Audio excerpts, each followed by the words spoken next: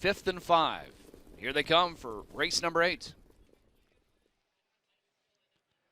And away they go. They're off and pacing. And first call is going to go down the center to Joel and the Jets. He's sprinting out, as are a couple others to his outside. 5th and 5, and D.A. Loveboat. Boxer Sealster leaves out of there to secure a spot into the top 4 as they head to the opening turn. Aye Captain Dale's going to get away next to last. 5th, Early Treader, Century Lucifer. They continue to battle up front here with 5th and 5 taking over from Joel and the Jets, but a parked out D.A. Loveboat and McNair continue on after the front. 26 and 1. Quick opening panel, and D.A. Loveboat is going to find his way to the front with 5th and 5 in the 2-hole. Joel and the Jets 3rd. Boxer Sealster 4th. Aye Captain Dale 5th. 2 more to Century Lucifer.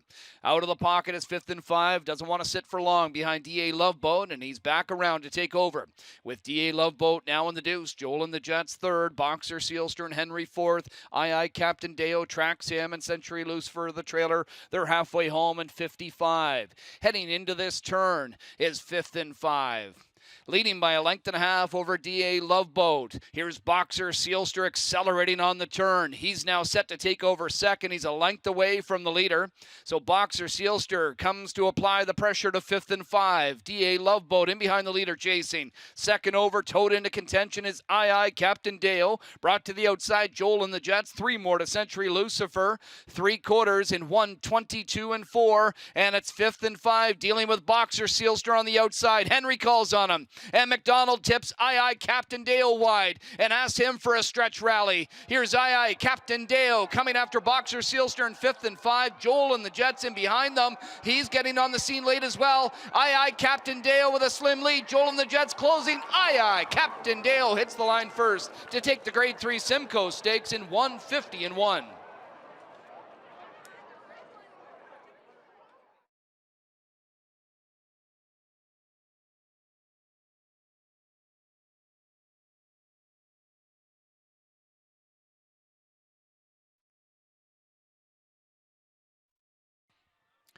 $150 and 1. Aye Captain Dale. I mean, Randy, the trip is just too good. And McDonald tips Aye Captain Dale wide and asks him for a stretch rally. Here's Aye Captain Dale coming after Boxer Sealster in 5th and 5. Joel and the Jets in behind them.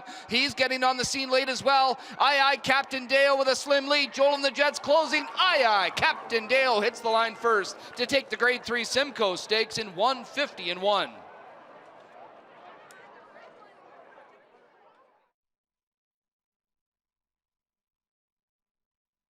Great effort, but a winning effort for one Aye Captain Dale. He's back in front of us after taking the Grade 3 Simcoe, his division of it. Aye Captain Dale, 3-0 Bay Colt by Captain Treacherous out of the Rock and Roll Heaven Dam Oceana. And Gino Toscani owns, Gary Murner trains, Dale Valente Farms the breeder, James McDonald with the driving double.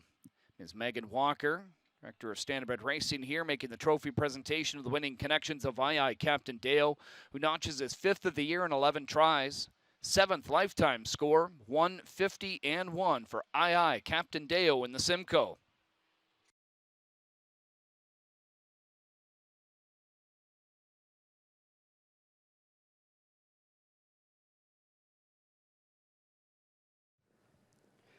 Aye Captain captures this division of the Simcoe. I'm here with winning driver James McDonald, winning trainer Gary Murner. And James, we're going to just start off with you here first. A little bit dicey there, on the backside. It looked like everybody jammed up. Were you confident your colt was going to be able to kind of get himself together and perform a pretty good effort in the stretch?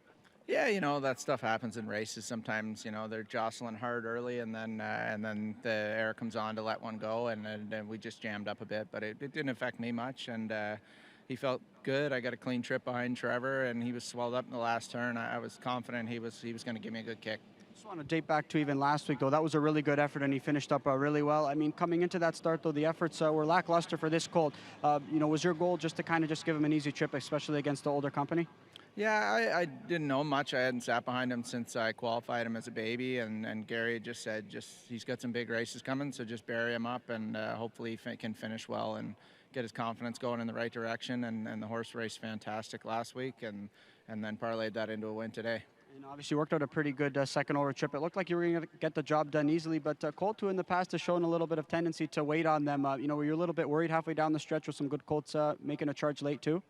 Yeah, I've seen him before where he clears and he kind of relaxes. So I wanted to just keep his attention, keep him going forward. But Jody and Trevor's horse both raced great, and Bob was coming on the outside. It was a great horse race, and I'm just happy to get all the dough. All right, nice job, James. Thanks a lot, John. All right, we're going to bring in winning trainer Gary Murner. And Gary, I mean, you had plenty of reason to be excited about this guy heading into a sophomore campaign. A little bit of a lull period for this guy in a couple of starts in Kentucky. Did something go amiss in those 2 tries? Yeah, we went to Kentucky, and I think just the shipping and stuff to Oak Grove, it took its toll on him. He's not used to a long ship. I think he got a little sick. We had a little trouble with his blood. He lost a bunch of weight. I decided to take the horse home. I raced him. I went down and raced him myself the last start. He was real ordinary, so I decided to take him home and give him a month, try to freshen him up, get him back in the right direction. And I was very happy with the way he raced last week against the older horses. And tonight, I was glad that he come back and he raced real good again. So he's still not 100%. He's at about 85% right now. I was just talking with James. He's getting on a line a little bit, but I think it's more fighting the pole than anything. As you said with James earlier, he will wait on horses a little bit. He's always been like it. I've never seen him tired. I've seen him where he'll wait on horses, but he doesn't usually get tired. He got a big engine in him. Made any equipment changes or tinkered with anything in those couple of starts coming back with this guy, or has it been pretty much status quo with him as a sophomore? No, I just basically with him, I wanted to get some weight back on him. I wanted to get the horse back feeling good and get his blood back where it needed to be. Equipment-wise, everything stayed the same. I didn't change anything. I do a lot of work with him in a power cart, so he gets a lot of slow work more than fast work. That's what he thrives off. So we were quite happy with that. The stakes win here tonight. I mean, there's still some races in Kentucky. Is that where you're going to have him pointed forward to next, or you're going to have him here locally? No, the horse, we originally planned to do the Kentucky circuit. We did have a backup plan just in case that didn't work out, and we ended up with a couple of hiccups in Kentucky, so we missed a couple of legs. So he's not going to have enough points to go to the final. He is eligible to the jug. I think it's on the 18th. I will discuss it with the owner and make a plan to go from there. See how he comes out of this race tonight. And I don't think a half-mile track could bother him because he's very versatile. So we'll see how he goes. All right, congrats on this win, Gary, and we look forward to watching this colt compete the rest of the year. Thanks, John. I appreciate it. All right, there's II Captain Dale, James McDonald, Gary Murner getting it done here in the second division of the Simcoe.